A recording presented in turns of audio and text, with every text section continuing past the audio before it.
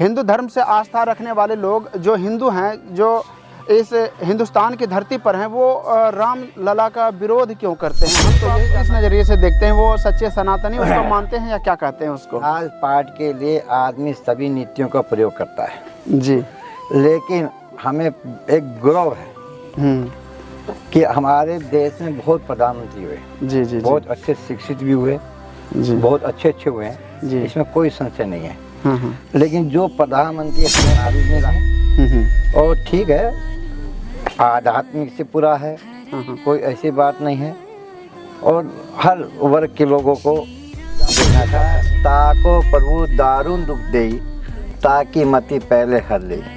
जिसको भगवान दुख देना चाहते हैं, तकलीफ देना चाहते हैं, तो उसकी बुद्धि जो अपने राष्ट्र निर्माण के लिए उन्होंने 14 वर्ष तक बन भटके, देश के प्रति, राष्ट्र के प्रति जो उनका त्याग, राज गद्दी छोड़कर, सबसे बड़ी बात है उनसे हमें प्रेम, सद्भावना, माँ पिता के प्रति, राष्ट्र के प्रति, जी, आध्यात्म के प्रति, गुरु के प्रति, मतलब उनका जो विचार थे, जो संस्कार थे, हमें उनके संस्कारों पर चलकर अपने जीवन में उतारना चाहिए। जो हम अपने आप को धन्य देखना, ये राम राज्य की कल्पना है। भगवान राम के राज में कोई दुखी नहीं था। जी जी। कोई अशिक्षित नहीं था जी। कोई रोगी नहीं था। और ये युग जो है हमारा युग आ गया, जो मोदी जी जैसे आदमी को बदनाम करने की जो प्रक्रिया चले, उन्हीं में से कुछ लोग हैं जिनको बड़ बोलकर जो है इसको ये महा आयोजन, ये जो आनंदमय आयोजन जो हो रहा है पूरा विश्व के लिए, गौरव के लिए, इसमें कहीं ना कहीं जो है ये ऐसा त्रुटि डालना चाहते हैं। नमस्कार साथियों, मैं हूं योगेश और आज हम उपस्थित हैं भागलपुर ज़िले के पीरपैंती प्रखंड में। और आज से अब 2 ही दिन बचा है जो कि पूरे देश में फिर से दिवाली मनाई जाएगी। और आज हमारे साथ एक यहाँ के भागलपुर ज़िला ही नहीं, पूरे देश में जाने माने एक प्रसिद्ध बाबा जी हैं। आज उनका इंटरव्यू लेने का सौभाग्य प्राप्त हुआ है और हम तमाम दर्शकों को बता देना चाहते हैं कि जितने भी पीरपैंती के लोग देखते हैं, बहुत दिनों से प्रयास कर रहा था लेकिन वो भाग्य नहीं मिल रहा था और कहीं ना कहीं मेरे में वो कमी होगी जिसके कारण हम बाबा से नहीं मिल पा रहे थे।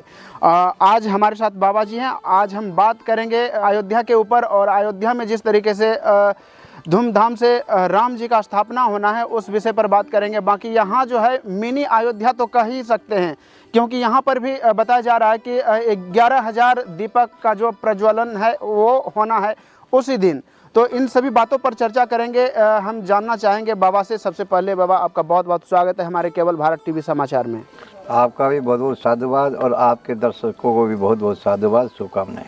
हम पहला सवाल ये रहेगा बाबा जी, हम पूछना चाहेंगे आपसे कि ये जो हिंदू धर्म से आस्था रखने वाले लोग जो हिंदू हैं, जो इस हिंदुस्तान की धरती पर हैं, वो राम लला का विरोध क्यों करते हैं? हम तो यही जानना चाहेंगे। इसके बाद बारी बारी से हम यहाँ के बारे में भी जानकारी प्राप्त करने का प्रयास करेंगे। देखिए, मैं सबसे पहले भगवान सूर्य उत्तरायण जी और बसंत पंचमी की सभी देशवासियों को आपके चैनल से मैं बहुत बहुत शुभकामनाएं देना चाहता हूँ। वैसे तो बसंत जो है 22 जनवरी से ही पूरे विश्व में जी जहाँ तक भी हमारी संस्कृति अखंड भारत, आर्यवर्त का भारत, जहाँ तक कि हमारी सीमा थी, वहाँ भी आज जो है 22 जनवरी से बसंत का पर्व शुरू हो जाएगा। जी। वहाँ पर भी देव दिवाली मनाई जाएगी।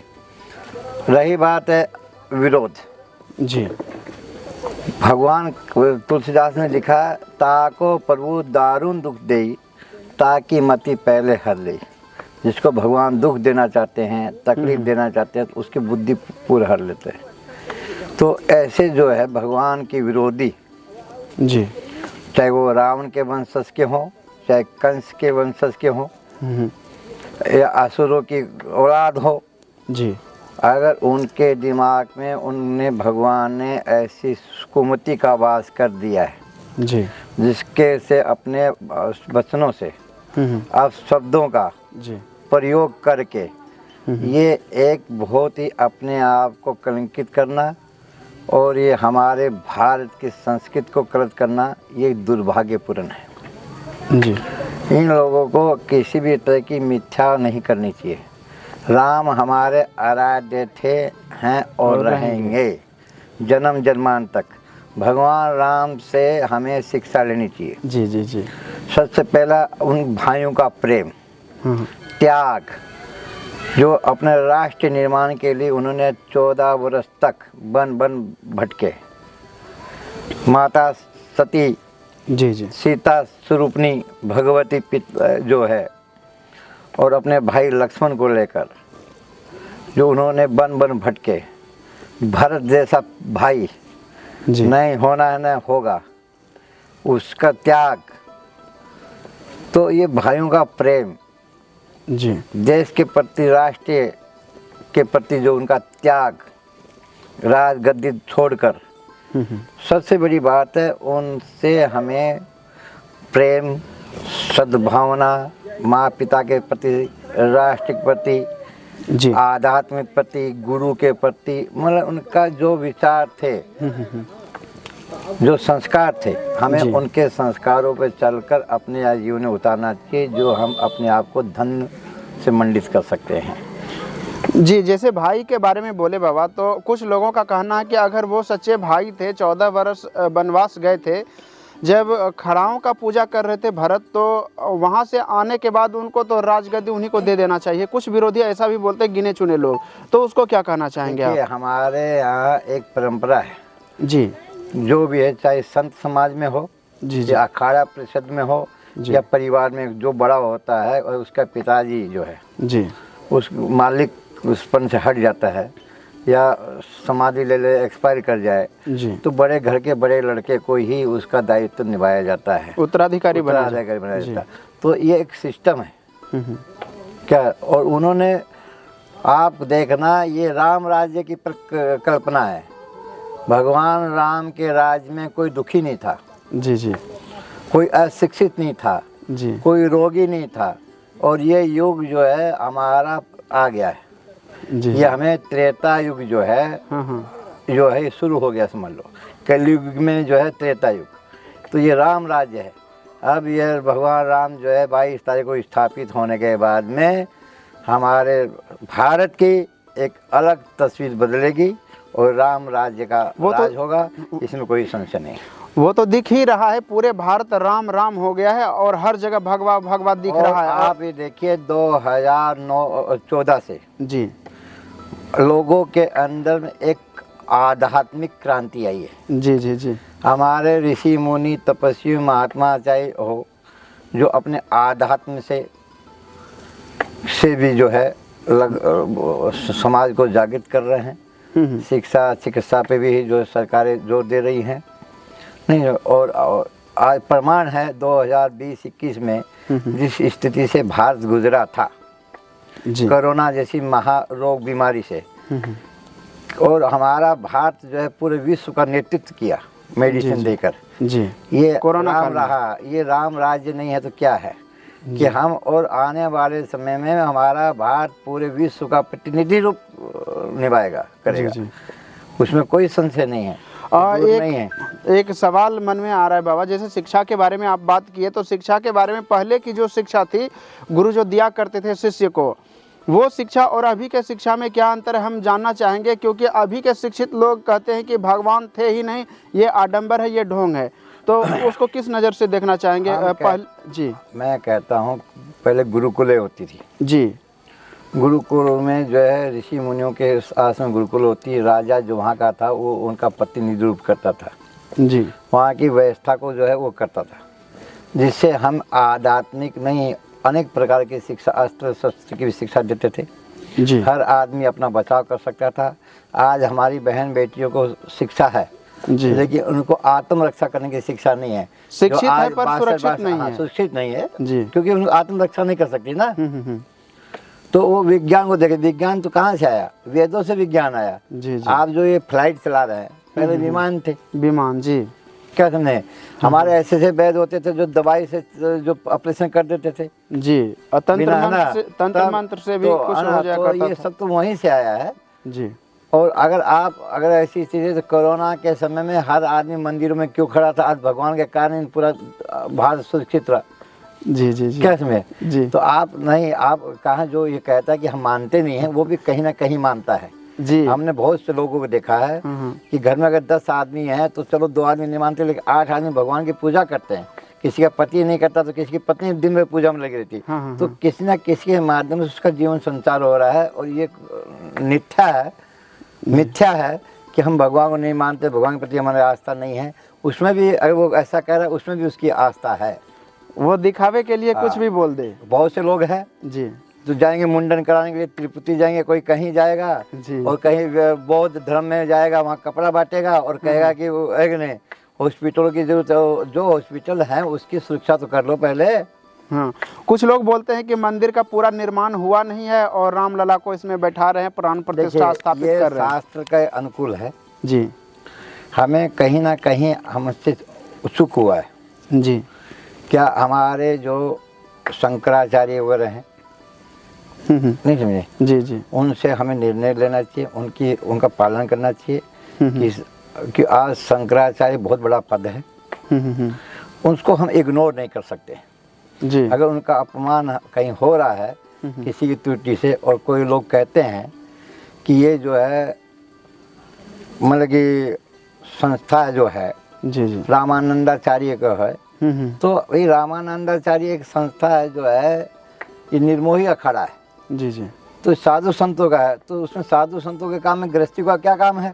जो लोग बोल रहे हैं जी, है ना, उनको उसको ट्रस्ट को जो है पूरा प्रत्याग करके जी, और निर्मोही अखाड़ा को संतों को जो है उसको सौंप देना चाहिए, वही सब अपना व्यवस्था करेगा, उसमें कोई दिक्कत नहीं। इसमें कुछ ऐसे लोग हैं जो मोदी जी जैसे आदमी को बदनाम करने की जो प्रक्रिया चल रहे हैं, उन्हीं में से कुछ लोग हैं जिनको बोल कर जो है इसको ये महा आयोजन, ये जो आनंदमय आयोजन जो हो रहा है पूरा विश्व के लिए, गौरव के लिए, इसमें कहीं ना कहीं जो है ये ऐसा त्रुटि डालना चाहते हैं, चाहे वो किसी रूप में हो, तो ऐसा उनको भी जो है अपने शब्दों पे करना चाहिए।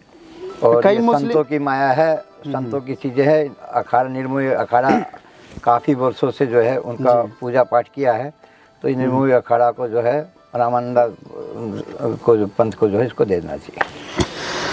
ये बात सुन रहे थे। अब हम पूछना चाहेंगे बाबा, एक और सवाल मन में आ रहा है, मोदी जी को आप किस नज़रिए से देखते हैं? वो सच्चे सनातनी उसको मानते हैं या क्या कहते हैं उसको? देखिए, या फिर उसका जीतने का कोई राजपाट के लिए आदमी सभी नीतियों का प्रयोग करता है जी, लेकिन हमें एक गौरव है कि हमारे देश में बहुत प्रधानमंत्री हुए, जी जी, बहुत अच्छे शिक्षित भी हुए, बहुत अच्छे हुए हैं, इसमें कोई संशय नहीं है। लेकिन जो प्रधानमंत्री हमें अभी मिला है सच्चे सनातनी के तौर पर, एक सनातनी है और ठीक है आध्यात्मिक से पूरा है, कोई ऐसी बात नहीं है, और हर वर्ग के लोगों को देखना चाहता है, उद्धार करना चाहता है। नहीं, आज हमारे जो है 370 धारा जो हटी जी, 3 तलाक जैसी स्थिति जो वो समाप्त हो गया, क्या समझे। और अभी जो हमारा जो गुलाम कश्मीर है, जो हमारा कश्मीर है जी जी, जिस पर जो है वो कब्जे में है, अभी भी जो कब्जे में है गुलाम कश्मीर, वो भी बहुत जल्दी हमारा आने वाला है। तो ये सब चीज़ तभी संभव है जब एक अच्छे नीतिकार और नीतिकार नेतृत्व करने वाले हो तो है, उसमें कोई संशय नहीं है। बहुत अच्छे प्रधानमंत्री हमें मिले हैं और हमें जो है उनका सहयोग करना चाहिए।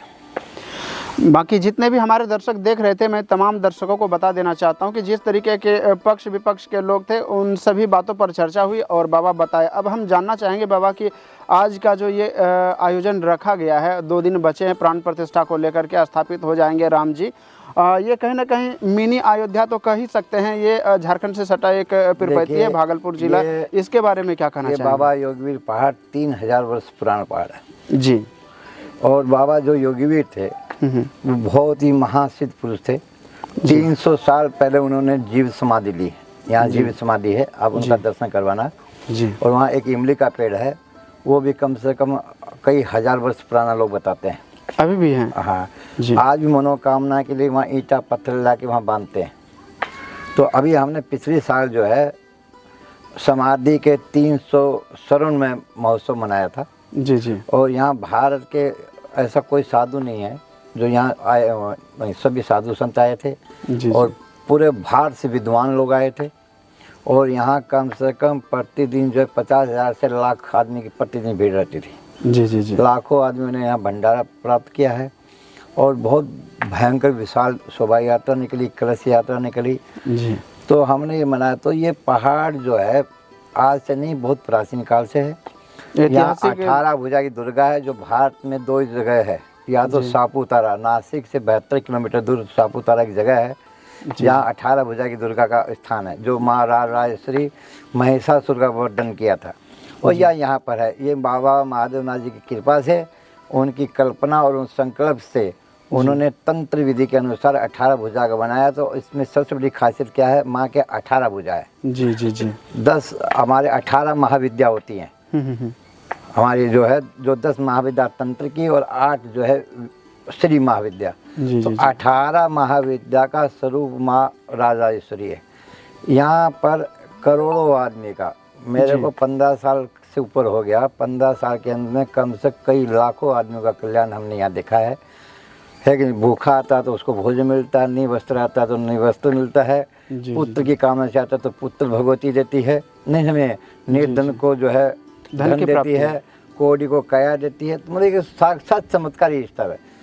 और यहाँ पर मतलब जो भी आया है खाली हाथ नहीं वापस लौटा है। और एक चीज़ और महत्वपूर्ण बताता हूँ, ये हनुमतपुरी, योगी वीर हनुमतपुरी पहाड़ के नाम से सिद्धांचल पर्वत नाम है। ये सिद्धों की भूमि है। यहाँ पर बहुत अच्छे से सिद्ध आके यहाँ तपस्या की है। अभी भी ये साधु जो है आए हैं फ्रांस से यहाँ साधना करने के लिए, वो नेपाल से आए हैं साधना करने के लिए। तो यहाँ पर साधु संत तपस्या करने के लिए आते रहते हैं। तो ये बहुत सिद्ध भूमि है, इसमें कोई संशय नहीं। 2015 में हमने न्यायाधीश शनिदेव की यहाँ स्थापना करी, नवग्रहों की स्थापना करी, माँ बंगलामुखी की स्थापना करी। और यहाँ चारों दिशा में हनुमान जी है। आप जिसी दिशा से, और चारों दिशाओं से रास्ता है आने का। जिधर से आओगे तो पहले आपको हनुमान जी मिलेंगे। जिस तरह से अयोध्या में जो है हनुमान गढ़ी है, वहाँ पर कितने कितने विपत्ति काल आए, लेकिन हनुमान जी पहले बचा लेते हैं। जी जी जी। क्या समझे? तो यहाँ संकट से उबारने वाले हनुमान जी चारों दिशा में। पहले है ना, संकट मीटे मीटे जो पीरा, जो सुमरे हनुमत वीरा, संकट से हनुमान छुड़ाए, मन कर्म ध्यान से लावे। तो ये है। तो हमने जो है यहाँ 22 तारीख से लेकर 31 तारीख तक का महा आयोजन किया है। 30-31 जनवरी को तो हम हर साल मनाते हैं जी जी मैया का बहुत बड़ा भव्य उत्सव। लेकिन जो है पिछले साल भी हमने उत्सव के रूप में मनाया था, और इस बार राम उत्सव के नाम से हमने जो है 10 दिन का प्रोग्राम, 11 दिन का प्रोग्राम रखा है। ये प्रोग्राम बहुत भव्य होगा, राम कथा होगी, राम यज्ञ होगा।